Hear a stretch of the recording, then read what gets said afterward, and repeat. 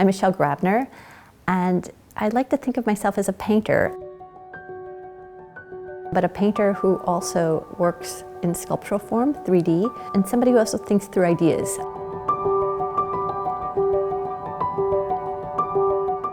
The orange tondo is a gingham pattern, and the gingham pattern is something that I investigate and think about as something that is vernacular, that's found in the everyday, but also an abstraction.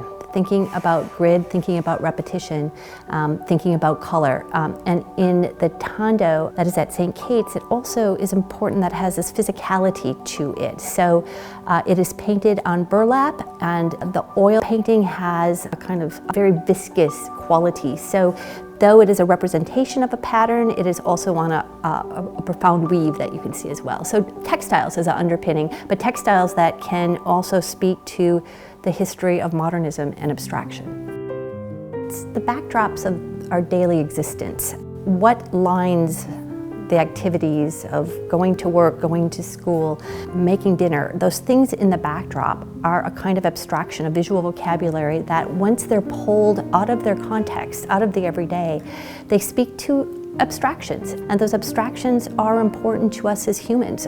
Thinking about the idea of repetition, of counting, thinking of the idea of the whole.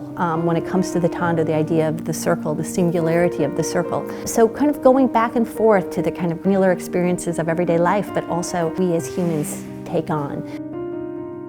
I think about them all the time as a kind of monument to a certain degree. What are we doing? How are we fixing it? Again, these things that I think often get neglected, and if we just look at them, take time to see them differently, it just enriches those things in our life.